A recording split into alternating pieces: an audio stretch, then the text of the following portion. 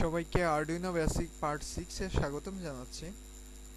গত পর্বে আমরা দেখেছিলাম যে আরডুইনো ব্যবহার করে আল্ট্রাসাউন্ড সেন্সর দিয়ে কিভাবে কাজ করা যায় এবং আল্ট্রাসাউন্ড সেন্সর কিভাবে কাজ করে এবং আল্ট্রাসাউন্ড সেন্সরের কি পিন ডায়াগ্রাম কি পিন রয়েছে এবং কিভাবে হার্ডওয়্যারের সাথে সংযুক্ত করতে হবে, অর্থাৎ আরডুইনো বোর্ডের সাথে কিভাবে ইন্টারফেস করতে হবে, এই বিষয়গুলো আমরা দেখেছিলাম এবং একটি প্রজেক্ট দেখেছিলাম যে যদি আল্ট্রাসাউন্ড সেন্সরের সামনে যদি 15 থেকে 20 সেন্টিমিটারের মধ্যে কোনো অবজেক্ট থাকে সেক্ষেত্রে কিভাবে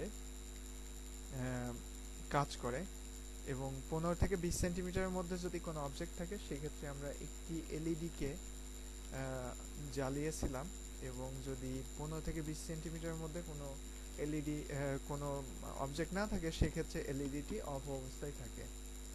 তা আজকে সেই প্রোগ্রামটি আমরা দেখব এবং প্রোগ্রামের প্রতিটি অংশ আমরা বোঝার চেষ্টা করব। তাহলে আসুন শুরু করা যাক। তো আমরা প্রোগ্রামের প্রথমে যে জিনিসটা দেখতে পাচ্ছি তা হচ্ছে যে আমরা কিছু ভেরিয়েবল ডিক্লেয়ার করেছি। এখানে ইন্টিজার ট্রিক পিন ইকুয়াল 8, অর্থাৎ আমাদের সেন্সরে একটি পিন আছে যেটাকে বলা হয় ট্রিগার পিন। তো সেই ট্রিগার পিন থেকে আমরা যে ওয়্যারের কানেকশনটি নিব সেই ওয়্যারের কানেকশনটি আমরা আরডুইনো বোর্ডের 8 নাম্বার পিনের সাথে সংযুক্ত করব। তো যার কারণে একটা ভেরিয়েবল নিয়েছি যে ট্রিক পিন। পরবর্তীতে আমরা 8 না লিখে ট্রিক পিন দ্বারা প্রোগ্রামটিকে লিখতে পারবো। এরপরে ইন্টিজার ইকো পিন ইকুয়াল 7, অর্থাৎ আমাদের যে সেন্সরে যে ইকো পিনটি রয়েছে সেই ইকো পিন থেকে ওয়্যারের কানেকশন এনে আমরা আরডুইনো বোর্ডের 7 নাম্বার পিনের সাথে সংযুক্ত করব। এই জন্য আমরা একটি ভেরিয়েবল নিয়েছি। সেই ভেরিয়েবলটি হচ্ছে ইকো পিন এবং ভ্যালু হচ্ছে 7। এছাড়া আমরা কিছু লং ইন্টিজার টাইপের ভেরিয়েবল নিয়েছি।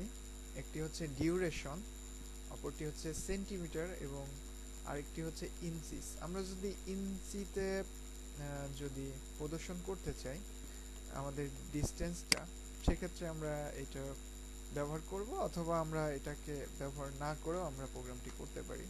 তা আমি এটি বাদ দিয়ে দিচ্ছি কারণ আমরা চাচ্ছি যে শুধুমাত্র সেন্টিমিটারে আমাদের আমাদের ভ্যালুটা প্রদর্শিত হবে এবং আমাদেরকে সবশেষে সেমিকোলন দিতে হবে। এরপরে ভয়েড সেটআপ লুপের মধ্যে আমরা দিয়েছি সিরিয়াল বিগিন। সিরিয়াল বিগিন ফাংশনটি ব্যবহৃত হয় সিরিয়াল কমিউনিকেশনের জন্য। আমাদের আরডুইনো যে আইডিই রয়েছে এখানে একটি সিরিয়াল মনিটর আছে। সিরিয়াল মনিটরের মাধ্যমে আমরা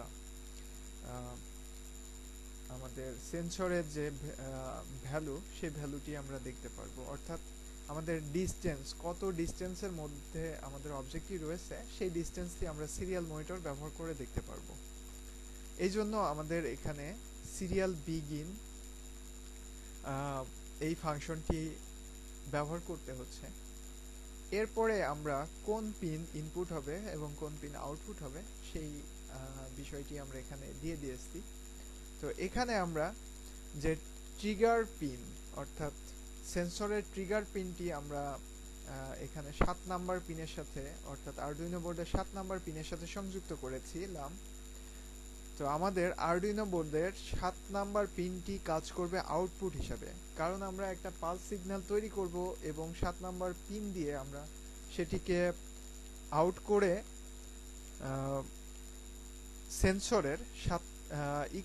সেন্সরের ট্রিগার পিনে আমরা ইনপুট হিসাবে প্রয়োগ করব। এরপরে আমরা 12 নাম্বার পিনে একটি এলইডি সংযুক্ত করব, যার কারণে 12 নাম্বার পিনকে আমরা আউটপুট হিসেবে নির্ধারণ করেছি।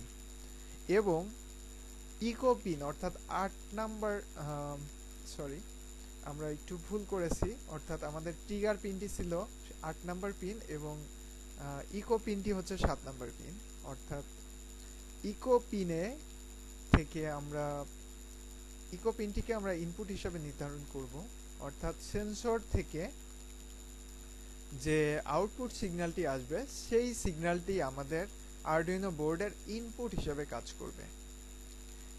তো এই হচ্ছে মোটামুটি আমাদের সেটআপ ফাংশন।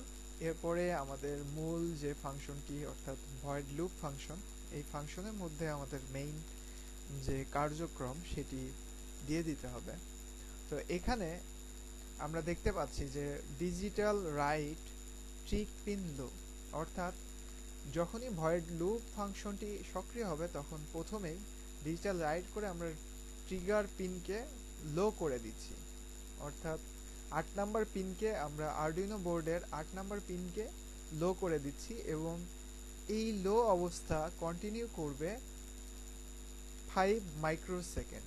এখানে আমরা ডিলে মাইক্রোসেকেন্ডস দিয়ে 5 মাইক্রোসেকেন্ডের একটি ডিলে তৈরি করেছি, অর্থাৎ আমাদের 8 নাম্বার পিন ট্রিগার পিনটি 5 মাইক্রোসেকেন্ডের জন্য লো হবে এবং এরপরে digital write trig pin high, এরপরে 8 নাম্বার পিনটি হাই হয়ে যাবে, লজিক্যালি হাই হবে এবং এই অবস্থাটি কন্টিনিউ করবে 10 মাইক্রোসেকেন্ড পর্যন্ত এবং তারপরে পুনরায় ওই পিনটি লো হয়ে যাবে।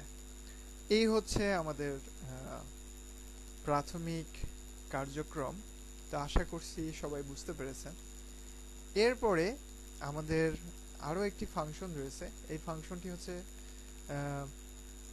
Pin mode echo pin input. এটা অবশ্য আমরা আগেই দিয়েছি, এটা এখানে না ব্যবহার করলেও কাজ করবে, আমরা এখানেই সেটা ডিক্লেয়ার করে দিয়েছিলাম, pin mode echo pin input.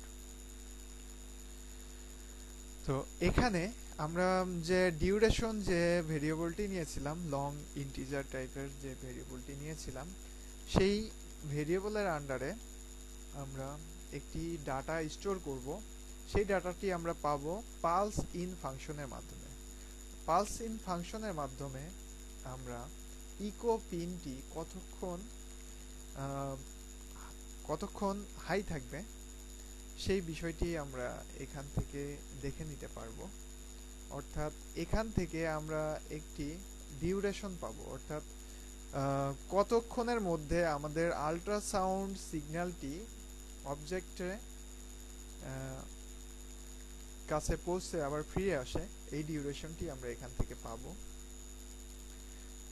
এবং এখানে আমরা সেন্টিমিটারে ডিউরেশনকে আমরা 2 দিয়ে ভাগ করেছি এবং যে ভ্যালুটি আমরা পাবো তাকে 29.1 দিয়ে আমরা ভাগ করে আমরা সেন্টিমিটারে ভ্যালুটা পাবো।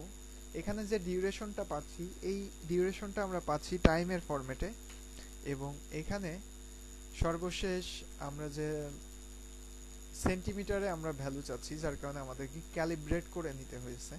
তো এই ক্যালিব্রেশনের কাজটি হচ্ছে এখানে ডিউরেশনকে আমরা 2 দিয়ে ভাগ করছি এবং তাকে আবার 29.1 দিয়ে ভাগ করে আমরা ভ্যালুটি পাচ্ছি। এরপরে আমরা সেন্টিমিটারের ভ্যালুটি আমাদের সিরিয়াল মনিটরের মাধ্যমে প্রদর্শন করার জন্য আমরা এখানে সিএম লিখেছি, সিরিয়াল ডট প্রিন্ট সিএম, অর্থাৎ সিএম এ যে ভ্যালু থাকবে, এই সিএম ভেরিয়েবলে যে ভ্যালুটি থাকবে সেই ভ্যালুটি এখানে প্রিন্ট হবে এবং তারপরে সিরিয়াল প্রিন্ট দিয়ে আমরা ডাবল কোটেশনের মধ্যে সিএম লিখেছি। এটি একটি স্ট্রিং, অর্থাৎ এখানে আমরা যা লিখবো তাই আউটপুটে প্রদর্শিত হবে। এখানে এটি ভেরিয়েবল হিসেবে কাজ করবে না, প্রথমটি ভেরিয়েবল হিসেবে কাজ করবে। স্ট্রিং ব্যবহার করা হয় সাধারণত কোনো টেক্সট আকারে কোনো কিছু প্রদর্শন করার জন্য। এরপরে আমরা যেটা করেছি যে সিরিয়াল প্রিন্ট এলএন, অর্থাৎ আমাদের একটি লাইন প্রিন্ট করবে, এরপরে অর্থাৎ একটি নিউ লাইন প্রিন্ট হবে এবং এই অবস্থাটি কন্টিনিউ করবে 250 মিলি সেকেন্ড পর্যন্ত, যাতে করে আমরা ভালোভাবে কত সেন্টিমিটার ডিস্টেন্সে অবজেক্টটি রয়েছে সেটি আমরা বুঝতে পারবো। এরপরে আমরা ইতোমধ্যেই সিএম এর ভ্যালু আমরা পেয়ে গিয়েছি, অর্থাৎ কত সেন্টিমিটার ডিস্টেন্সে আমাদের অবজেক্টটি রয়েছে সেই বিষয়টি আমরা ইতোমধ্যেই জেনে গিয়েছি। তো এই সিএম এর ভ্যালুটিকে আমরা কাজে লাগিয়ে আমরা কোনো একটি কন্ট্রোল সিগন্যাল তৈরি করতে পারি, যে কাজটি আমরা করব এলইডির জন্য। এখানে সিএম এর ভ্যালু যখন 15 থেকে বেশি হবে এবং 20 থেকে কম হবে, এখানে অ্যান্ড অপারেটর ব্যবহার করা হয়েছে। তো এই অবস্থায় আমাদের ইফ এর কন্ডিশনটি ট্রু হবে এবং ডিজিটাল রাইট 12 হাই, অর্থাৎ 12 নম্বর পিনটিকে হাই করে দিবে, এবং যদি এই কন্ডিশনটি ট্রু না হয় সেক্ষেত্রে ডিজিটাল রাইট 12 জিরো, অথবা এখানে আমরা লো লিখতে পারতাম, সেক্ষেত্রে আমাদের এলইডিটি জ্বলবে না। তো আশা করছি সবাই প্রোগ্রামটি ভালোভাবে বুঝতে পেরেছেন। এখন যদি আমরা আমাদের হার্ডওয়্যারটি কম্পিউটারের সাথে সংযুক্ত রয়েছে, আমরা সিরিয়াল মনিটর ওপেন করলেই আমরা দেখতে পারবো যে অবজেক্টের অবস্থান কোথায়। আমরা যদি সিরিয়াল মনিটর ওপেন করি সেক্ষেত্রে আমাদের দেখাচ্ছে যে 209 সেন্টিমিটার দূরে কোনো অবজেক্ট রয়েছে।